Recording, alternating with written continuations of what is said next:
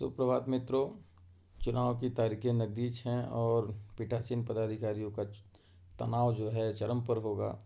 उस तनाव का एक महत्वपूर्ण कारण होता है जो हमारे अभिलेख होते हैं, उसको हम त्रुटि रहित कैसे भर लें। उसी तनाव को कम करने के लिए मैंने आज एक वीडियो बनाया हुआ है, जो कि एक बहुत ही महत्वपूर्ण वीडियो है, जो कि पीठासीन अधिकारी की डायरी पर आधारित है। प्रारंभ में मैं जब चुनाव प्रशिक्षण में जाता था या चुनाव के लिए, तो बार बार मैं ये शब्द सुनता था कि पीठासीन अधिकारी की डायरी। तो मैं कल्पना करता था कि पीठासीन अधिकारी की डायरी बहुत मोटी होती होगी, उसमें कई पन्ने होते होंगे, भरने में काफ़ी दिक्कतें आती होंगी। लेकिन बाद में पता चला कि पीठासीन अधिकारी की डायरी केवल नाम है और ये केवल 4 पेज का होता है, जिसको मैं समझा, देखा। और ज़्यादातर जो हमारे पीठासीन अधिकारी होते हैं उनके तनाव का कारण भी यही डायरी होता है। तो इसको कैसे भरा जाए, आज के इस वीडियो में मैं यही बात करने वाला हूँ कि पीठासीन अधिकारी की डायरी हम सकुशलतापूर्वक कैसे भर लें। तो देखिए, मैं पीठासीन अधिकारी की डायरी लेकर के आया हूँ और प्रत्येक बिंदु पर बात करने वाला हूँ कि उसको आसानी से हम कैसे भर सकते हैं। तो जो सबसे पहला बिंदु है, निर्वाचन क्षेत्र का नाम। तो ये जो है आपको कुछ करना नहीं है, ऑलरेडी आपको फील्ड रहेगा। दूसरा पॉइंट है मतदान की तारीख। तारीख यानी आपको किस दिन वोटिंग कराने के लिए जाना है, यानी आप 13 नवंबर को गए हैं या फिर आप जो है 20 नवंबर को गए हैं, ये आप यहाँ मेंशन कर देंगे। फिर है मतदान केंद्र की संख्या एवं नाम। आपका मतदान केंद्र का स्पेसिफिक संख्या होगा। जैसे मान लीजिए कि मेरा ही विद्यालय है, तो उसका मतदान केंद्र की संख्या 1 और मतदान केंद्र का नाम हो जाएगा मध्य विद्यालय राजी। ठीक है, मध्य विद्यालय राजी पूर्वी भाग। तो आप पूरा नाम लिखेंगे, अगर पूर्वी भाग है तो पूर्वी, दक्षिणी भाग है तो दक्षिणी, ये सब पूरा मेंशन करना होगा। फिर आगे मतदान केंद्र निम्नलिखित में कहाँ स्थित है। तो मतदान केंद्र कहाँ स्थित है, तो ज़्यादातर मतदान केंद्र जो आज के समय में बनते हैं वो शासकीय या अर्धशासकीय भवन में ही बनते हैं। तो यहाँ शासकीय भवन हो तो शासकीय लिख दीजिए, अर्धशासकीय हो तो अर्धशासकीय लिख दीजिए। अगला पॉइंट कह रहा है कि स्थानीय रूप से भर्ती किए गए मतदान अधिकारियों की संख्या यदि कोई हो तो स्थानीय रूप से मतदान अधिकारियों की भर्ती पीठासीन पदाधिकारी अपनी आवश्यकता के अनुरूप तब कर सकता है जब उसका कोई कर्मी अस्वस्थ हो। तो ये स्थिति बहुत ही रेयर होती है। तो पीठासीन पदाधिकारी जो है स्वयं अपना कोई रिस्क नहीं लेते हैं। जैसे ही कोई अस्वस्थ होता है तो अपने उच्च अधिकारी को अवगत करा देते हैं और वहीं से रिजर्व कोटे से जो है पदाधिकारी भर्ती कर लिए जाते हैं। तो यहाँ पे जो है कि हम इसको शून्य ही रखेंगे। ठीक है, एन ए कर देंगे, नॉट अप्लीकेबल। तो यहाँ जब शून्य रखेंगे तो पांचवा भी नील हो जाएगा, क्योंकि उसी की बिंदु को कह रहा है कि नियुक्ति का कारण तो हमने किया ही नहीं नियुक्ति, तो फिर नियुक्ति का कोई कारण देने की आवश्यकता नहीं है। छठवां पॉइंट कह रहा है कि इलेक्ट्रॉनिक वोटिंग मशीन। अब ईवीएम से संबंधित कुछ डिटेल मांग रहा है कि उपयोग में लाई गई कंट्रोल यूनिट की संख्या। तो ये हमारी 1 होगी, कंट्रोल यूनिट हमको एक ही मिलता है। फिर है उपयोग में लाई गई कंट्रोल यूनिट की क्रम संख्या। प्रत्येक कंट्रोल यूनिट जो हमारी मशीन होती है उसके पीछे ग्रीन पेपर पर लिखा होता है, और ज़्यादा आसानी से अगर आपको देखना है तो प्रत्येक मशीन पर स्पेशल एड्रेस टैग से सील किया हुआ रहता है आरओ के द्वारा। उस एड्रेस टैग पर आपको सीरियल नंबर मिल जाएगा, उस नंबर को आपको यहीं पर मेंशन कर देना है। फिर है उपयोग में लाई गई बैलेट यूनिट की संख्या। तो इस बार बैलेट यूनिट की संख्या 2 हो जाएगी। भवनाथपुर में भी 2 और गढ़वा विधानसभा में भी 2 ही है। क्योंकि भवनाथपुर में कुल 17 प्रत्याशी हैं, तो एक नोटा के लिए आपको लेके जाना होगा, और गढ़वा में कुल 21 लगभग हैं, तो वहाँ पे भी आपको 2 ही लेके जाना होगा। अब उन दोनों की क्रम संख्या आपको यहाँ पे मेंशन करना होगा। जो हमारा बैलेट यूनिट है उसकी क्रम संख्या, तो बैलेट यूनिट की क्रम संख्या आपको यहाँ पे लिख देना है कि हमने सीरियल नंबर इतना इतना इतना से इतना इतना तक का उपयोग किया।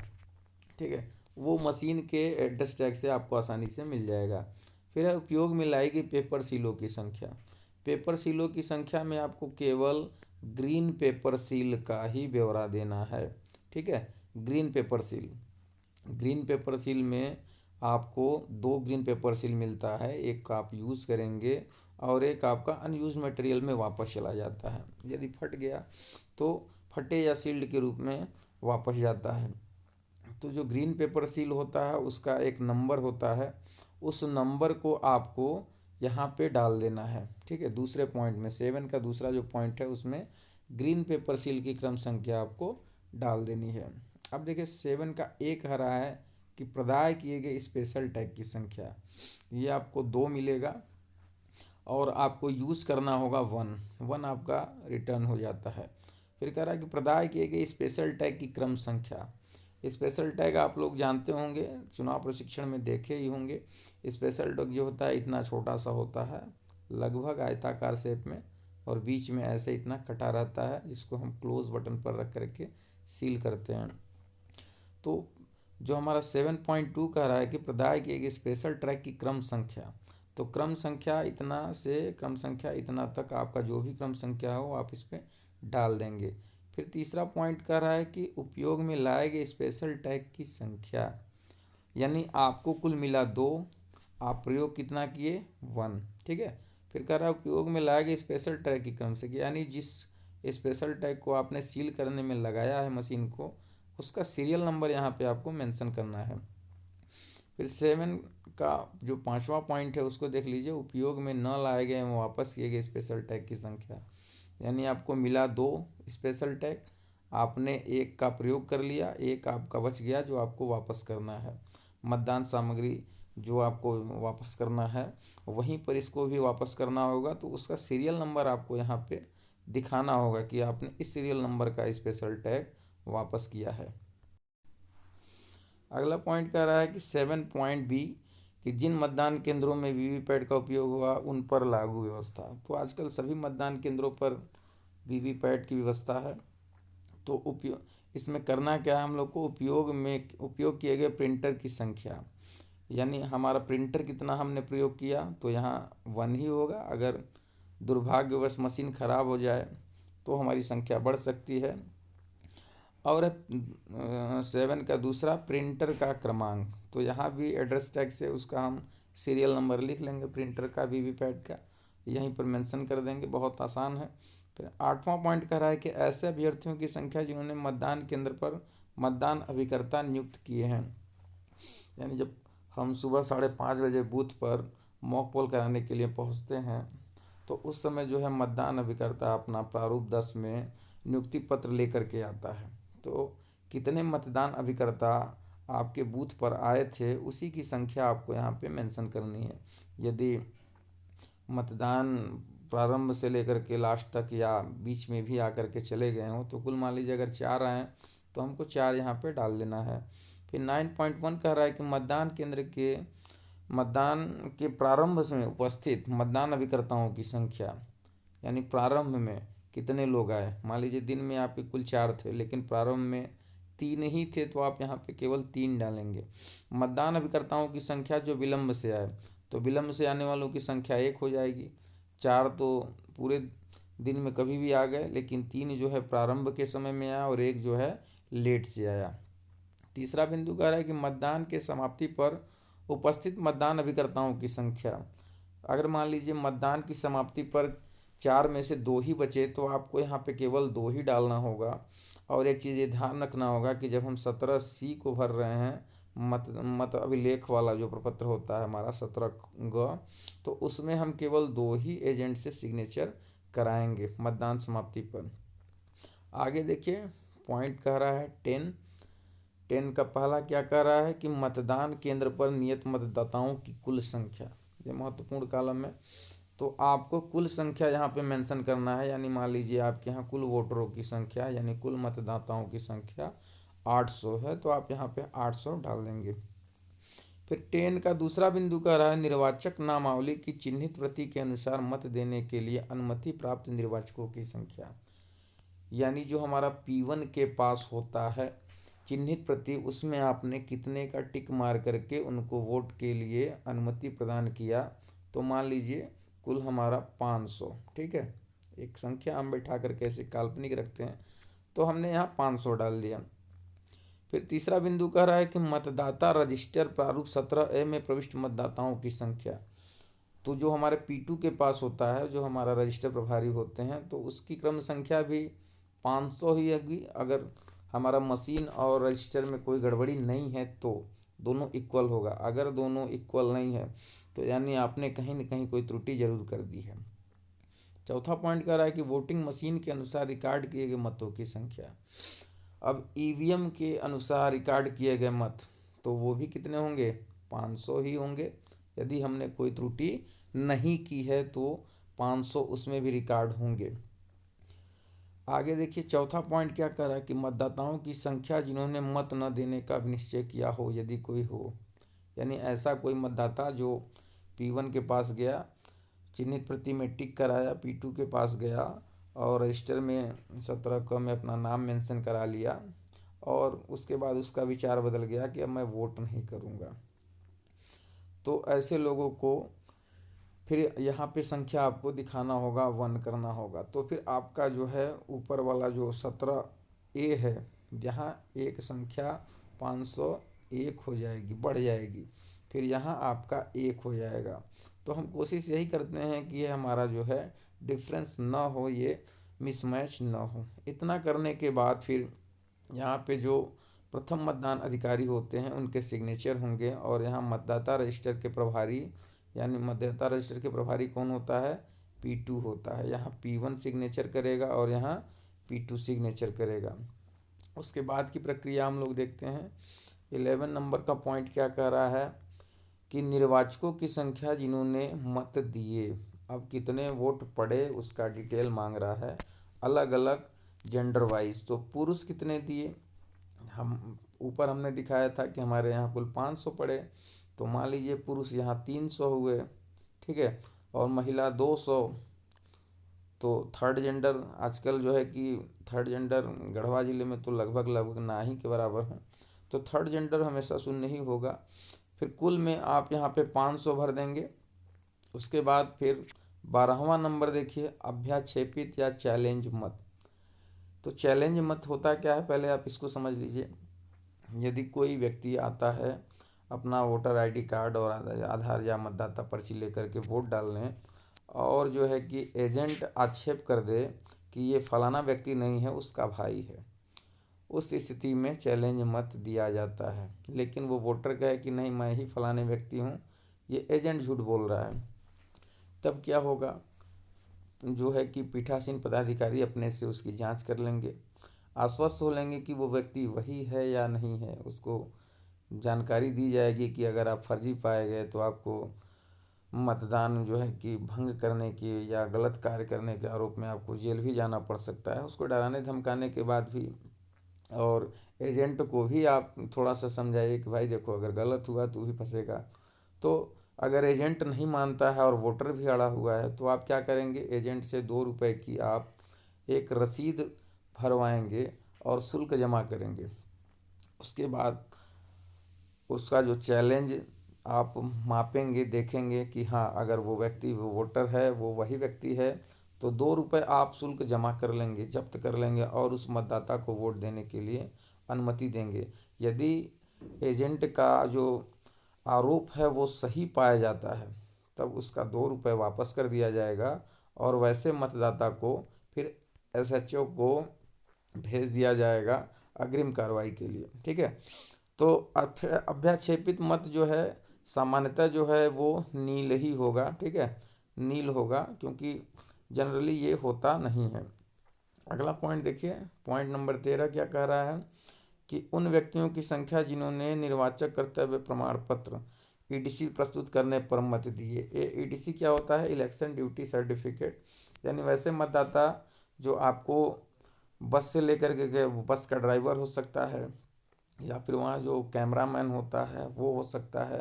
तो ऐसे लोगों के लिए एक इलेक्शन कमीशन EDC जारी करता है, तो वे EDC के द्वारा मत देते हैं। क्योंकि उनका बूथ तो अलग होता है, बूथ कह रहे हैं मैं, उनका मतदाता रजिस्टर कहीं और होता है, वो आपके जो निर्वाचन क्षेत्र है उसमें उनका नाम नहीं होगा, लेकिन इनको वोट कराना होता। तो यदि मान लीजिए अगर कोई व्यक्ति आया तो जितने लोग आए उतने की संख्या, यदि 2 आया तो 2, अगर नहीं आया तो यहाँ पे आप नील लिख देंगे या शून्य लिख देंगे या एन नॉट अप्लीकेबल लिख करके आप आगे बढ़ जाएंगे। अब देखिए अगला पॉइंट कह रहा है 13.A, प्रवासी ओवरसीज निर्वाचकों की संख्या जिन्होंने मतदान किया। यानी वैसे भारतीय जो हैं तो भारतीय, लेकिन बाहर चले जाते हैं विदेशों में कमाने खाने, फिर वे बीच बीच में भारत आते रहते हैं तो या मत देने आते हैं, तो ऐसे व्यक्ति को पहले हम क्या देखेंगे, पासपोर्ट। ठीक है, उनका पासपोर्ट देखेंगे कि वो पासपोर्ट लेकर के आए हैं कि नहीं आए हैं। वे पासपोर्ट लेकर के आएंगे तभी उनको मत देने के लिए अनुमति प्रदान की जाएगी। तो ऐसे निर्वाचकों की संख्या, यदि मान लीजिए आपके यहाँ 2 आया तो आप यहाँ 2 डाल देंगे, नहीं आया तो शून्य कर देंगे। 14 पॉइंट देखिए, ऐसे निर्वाचकों की संख्या जिन्होंने साथियों की सहायता से वोट दिए। साथियों की सहायता से यानी ऐसा कोई व्यक्ति जो अंधा हो, विकलांग हो, शिथिलांग हो, तो ऐसे व्यक्ति अपने जो खुद से ईवीएम का बटन न दबा सके, यानी मतदाता प्रकोष्ठ में, मतदान प्रकोष्ठ में उनके साथ एक व्यक्ति जाएगा और वो देखेगा कि वो व्यक्ति किसको दे रहा है या खुद से वो दबाएगा।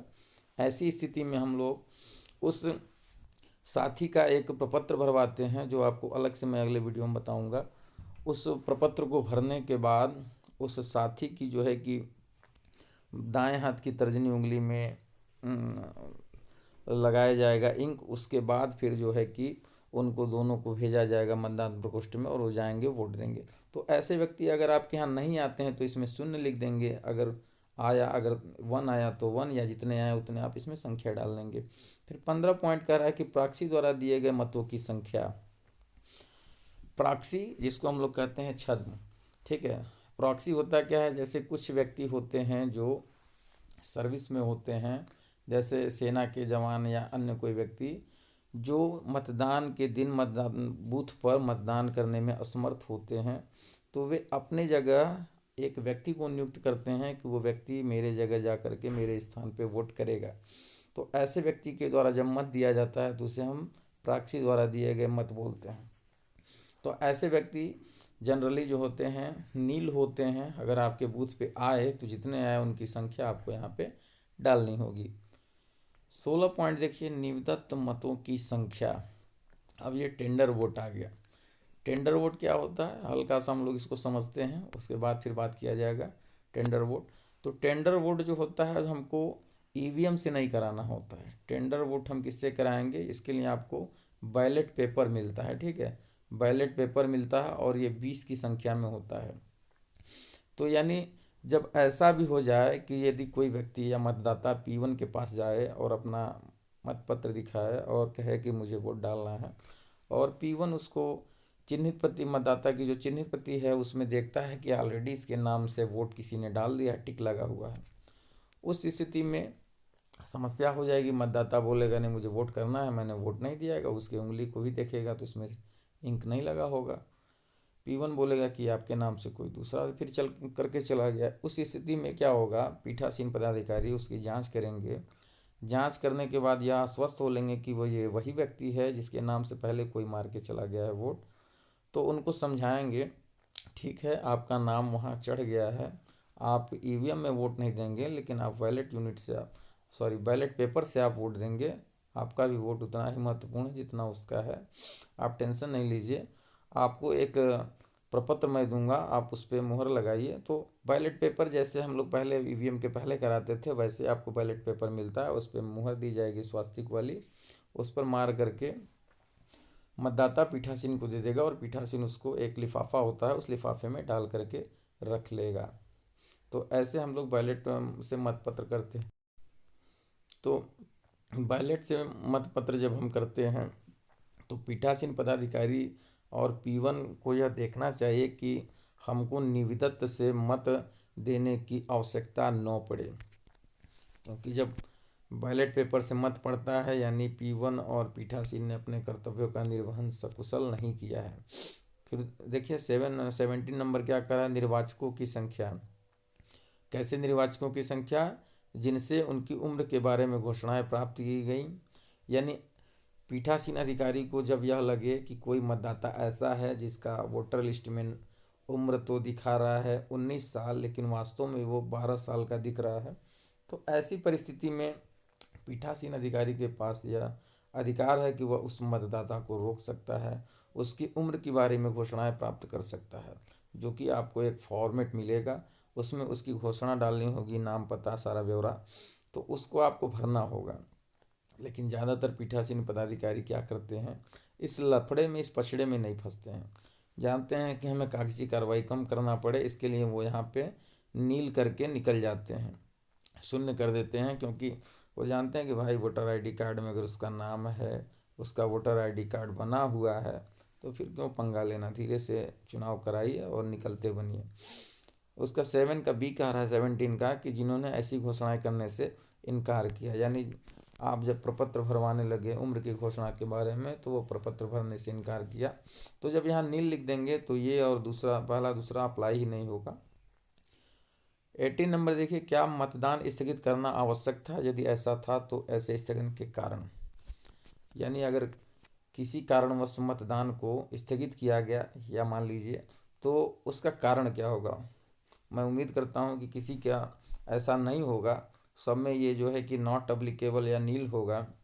कारणवश ही मान लीजिए किसी का हो जाता है, तो उसका आपको कारण लिखना होगा। जैसे मान लीजिए ईवीएम खराब हो गया, तो मशीन की खराबी या कोई अन्य कारण हो गया, दंगा हो गया या कोई और समस्या हो गई, तो आपको वहाँ इस मेंशन करना होगा। ठीक है। फिर अगला पॉइंट देखिए, 19 का ए। 19 का ए कह रहा है कि प्रत्येक 2 घंटे में डाले गए मतों की संख्या। इस बार के चुनाव में जो है कि एक ऐप डाउनलोड करवाया जा रहा है, PDMS, ठीक है, पोल डे मॉनिटरिंग सिस्टम।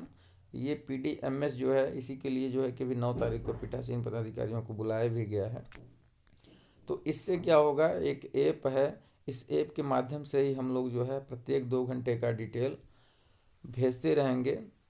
और पहले क्या होता था, प्रत्येक 2 घंटे पर हम लोग को एक फ़ोन कॉल आता था पीठासीन पदाधिकारियों को, जिसके माध्यम से पीठासीन पदाधिकारी जो है उसकी रिपोर्ट करते थे कि हर 2 घंटे में कितने चुनाव या कितने मत पड़े। तो इसका ब्यौरा कैसे देना होगा, इसको समझ लीजिए थोड़ा सा, कि 7 बजे पूर्वाह्न से 9 बजे तक, यानी कुल मतदाता, मान लीजिए आप, हमने ऊपर बताया था कि 800 थे, जिसमें से 500 हमारे यहाँ मत पड़े हैं, लेकिन 7 से 9 में कितने पड़े, तो मान लीजिए 50 पड़े। ठीक है, तो यहाँ 50 लिखेंगे। और फिर उसके बाद कह रहा है कि 9 से 11, तो 9 से 11 में मान लेते हैं 100। ठीक है, तो हमारा 150 हो गया। फिर कह रहा है 11 बजे से 1 बजे तक, यहाँ पे मान लीजिए 200, 11 से 1, तो हमारे अभी कुल हो गए 350। फिर कह रहा है 1 बजे से 3 बजे तक, फिर 1 बजे से 3 बजे तक भी 100 मान लीजिए। फिर 3 बजे से 5 बजे तक 50। तो ऐसे करते करते कुल हमारे कितने हो गए, 500। इसमें एक चीज़ ये ध्यान रखना है कि पिछले चुनाव में जब मैं गया हुआ था पीठासीन पदाधिकारी की डायरी जमा करने, तो यहाँ कुल मतदाताओं की संख्या लिखने के साथ साथ वे क्या करवाए, महिला और पुरुष का भी डिटेल यहीं पे भरवाते गए। तो महिला और पुरुष के करने के बाद फिर यहाँ टोटल भी वे करवाए थे। तो आप इसको करके रखेंगे तो आपको आसानी होगी। फिर अगला पॉइंट देखिए, 19 का बी, विजिट सीट के अनुसार मतदान केंद्र का भ्रमण करने वाले आगंतुकों का विवरण। आगंतुक पत्र होता है विजिट सीट, यानी आपके यहाँ कौन से पदाधिकारी ने आपके बूथ का भ्रमण किया, उसी का डिटेल इसमें डालना होगा। तो सीरियल नंबर 1। फिर भ्रमण करने वाले अधिकारी का नाम या पदनाम, मान लीजिए सेक्टर आ गए तो आपको यहाँ सेक्टर मजिस्ट्रेट लिखना होगा। ठीक है, भ्रमण का समय, यदि वो आते हैं 9 बजे तो 9 बजे डाल दीजिए। मतदान प्रक्रिया का संक्षिप्त विवरण, शांतिपूर्ण चल रहा है तो शांतिपूर्ण आपको यहाँ लिख देना है। फिर भ्रमण के समय तक डाले गए मतों की संख्या प्रारूप 17A के अनुसार, यानी जो आपका रजिस्टर है P2 जिसका प्रभारी होता है, उसमें मान लीजिए आपका 100 पड़ गया है, तो 100 हो सकता है ईवीएम के अनुसार उस समय 99 ही पड़ा हो, तो आप यहाँ 99 दर्ज करेंगे। ठीक है, ऐसे ही आपको, अब मान लीजिए दूसरे बार भी कोई अधिकारी आते हैं तो उनका भी डिटेल आपको ऐसे करते जाना है और आगे बढ़ते जाना है। 20वां नंबर कह रहा है कि मतदान समाप्त होने के समय कतार में लगे हुए मतदाताओं की बांटी गई पर्चियों की संख्या होता क्या है, हम लोग 4:45 देखते हैं कि लाइन कितनी लंबी है। अगर लाइन ज़्यादा लंबी है, जो 5 बजे तक समाप्त नहीं होने वाली है, तो हम लोग एक टोकन बांट देते हैं, जो सीरियल नंबर 1 से स्टार्ट करते हैं, और जो लास्ट व्यक्ति होता है लाइन में उसको 1 नंबर देते हैं, और जो उससे उल्टा चलते हैं हम लोग डिसेंडिंग ऑर्डर में। ठीक है, तो लास्ट से स्टार्ट करते हैं और उनको पर्ची देते जाते हैं। तो ऐसे पूछ रहा है कितने लोगों को आप पर्चियाँ दिए। मान लीजिए आप 10 को दिए तो यहाँ 10 डाल देंगे। फिर ए में 10 हो गया, बी में बोल रहा है अंतिम मतदाता के मत देने के पश्चात समाप्ति का समय, यानी जब लास्ट वोटर मत दिया तो मान लीजिए उस समय आपका जो टाइम हो रहा था 5:10 हो रहा था, तो आप यहाँ 5:10 कर दीजिए। निर्वाचन अपराधों का विस्तृत विवरण, मामलों की संख्या। उम्मीद करते हैं कि ऐसा कोई मामला आपके बूथ पे नहीं होगा, तो ये सब नॉट अप्लीकेबल ही होगा। लेकिन एक बार इसको समझ लीजिए कि मतदान केंद्र में से 100 मीटर की दूरी के अंदर में मत प्रचार, यदि कोई व्यक्ति 100 मीटर के अंदर कोई मत प्रचार करता है तो उसकी संख्या आपको यहाँ डालनी है। आपको पता है कि 100 बूथ के 100 मीटर के अंदर कोई भी मतदान प्रचार या कोई भी जो आचार संहिता का उल्लंघन करता हो वो सब मटेरियल नहीं होना चाहिए, उसका यहाँ पे डिटेल है। तो ये सब क्या करेंगे, आप नील करके भेज देंगे, क्योंकि ऐसा कोई मामला आपके पास आएगा ही नहीं। फिर कह रहा है 22 कि क्या निम्नलिखित कारणों से मतदान में विघ्न हुआ। तो दंगा, खुली हिंसा, प्राकृतिक आपदा, मतदान केंद्र पर कब्जा, वोटिंग मशीन का विफल होना या अन्य कोई कारण। तो ऐसा हमारा होगा ही नहीं, तो हम नॉट अप्लीकेबल करके छोड़ देंगे। क्योंकि ऐसी अगर स्थिति आती है तो जो कारण होगा उस पर आपको टिक करना होगा। 23 नंबर देखिए, क्या मतदान केंद्र पर उपयोग में लाई गई किसी भी वोटिंग मशीन के निम्नलिखित में से किसी कारण से मतदान दूषित हुआ। तो ये स्थिति भी क्या होगी, नॉट अप्लीकेबल होगी। ऐसा कोई स्थिति आता नहीं है, सुरक्षाकर्मी हमारे पास होते हैं। देख लीजिए पहला पॉइंट क्या कर रहा है कि पीठासीन अधिकारी के रक्षा में से को अवैधानिक रूप से छीन कर ले गया, यानी कोई ईवीएम या कोई प्रपत्र छीन कर लेके चला जाए, दुर्घटना या जानबूझकर खो गया, नष्ट हो गया, या क्षतिग्रस्त या प्रतिरूपण छेड़छाड़ करके। तो ऐसी कोई स्थिति संभवतः बनती नहीं है। अगर बनती है तो फिर वो लापरवाही है, जिसके लिए आपको तैयार रहना होगा। 24 नंबर कह रहा है कि अभ्यर्थियों अभिकर्ताओं द्वारा की गई गंभीर शिकायतें यदि हो, तो अभ्यर्थी या अभिकर्ता यानी एजेंट जो होता है, यदि कोई शिकायत करता है तो उस शिकायत को यहाँ पे आपको मेंशन करना होगा। कोशिश करिए कि यहाँ कोई शिकायत न हो। फिर 25 नंबर कह रहा है कि विधि व्यवस्था को भंग करने संबंधी मामलों की संख्या, यानी आपके बूथ पर कोई समस्या उत्पन्न हुई है जिससे वोट डालने में परेशानी हुई है, तो आप उसकी संख्या यहाँ मेंशन कर सकते हैं। मतदान केंद्र पर की गई त्रुटियों और अनियमितताओं की रिपोर्ट यदि कोई हो, यदि आपने कोई त्रुटि या अनियमितता के लिए एसएचओ को रिपोर्ट किया है तो उसकी संख्या यहाँ पे आपको मेंशन करनी है। 27 कह रहा है कि क्या मतदान के प्रारंभ के पूर्व और यदि आवश्यक हो मतदान के बीच में किसी नई वोटिंग मशीन के उपयोग में लाने के समय तथा मतदान की समाप्ति पर जो आवश्यक हो घोषणाएं की। तो हमारा मशीन जो है अच्छा खासा होता है, वो पूरे चुनाव को आसानी से करा लेता है, लेकिन यदि किसी का दुर्भाग्यवश खराब हो जाए तो आपको उसको यहाँ पे लिखना होगा कि हाँ घोषणा की। इतना भरने के बाद अब आपको एक चीज़ और कलम से लिखना होता है जो कि फॉर्मेट में नहीं है। यहाँ पे आप लिखेंगे कि मतदान शांतिपूर्ण एवं निष्पक्ष रूप से संपन्न कराया गया। इतना लिख करके ही आप जाइएगा, अन्यथा आप लाइन में लग करके बक्सा जमा करते समय जो पदाधिकारी होंगे वो आपके डायरी को चेक करेंगे और ये लाइन नहीं लिखा होगा तो फिर आपको वापस भेज देंगे। जिस समय आपका जो है पारा 7वें आसमान पर होगा और मन करेगा कि यहीं पटक के चले जाएं, लेकिन मजबूरवश आपको फिर से रुकना पड़ेगा और इसको भर के फिर से लाइन में लगना पड़ेगा। तो वो स्थिति ना आए इस वजह से आप यहाँ लिख लीजिएगा मतदान शांतिपूर्ण एवं निष्पक्ष ढंग से कराया गया। उसके बाद आप यहाँ स्थान लिख लेंगे, अपने बूथ का नाम, फिर आप दिनांक जो आपका डेट है 13 नवंबर या 20 नवंबर, फिर पीठासीन अपना यहाँ पे हस्ताक्षर करेंगे।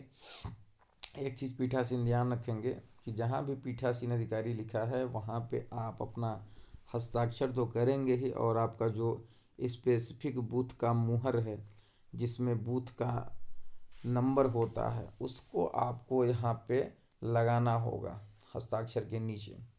ठीक है। और एक चीज़ और ध्यान रखेंगे कि पीठासीन पदाधिकारी की जो डायरी होगी उसको आप कोशिश करें कि 2 प्रति में ही तैयार करें। ठीक है। अगले वीडियो में हम लोग बात करेंगे मतपत्र लेखा 17C के बारे में, जो कि बहुत ही महत्वपूर्ण प्रपत्र है।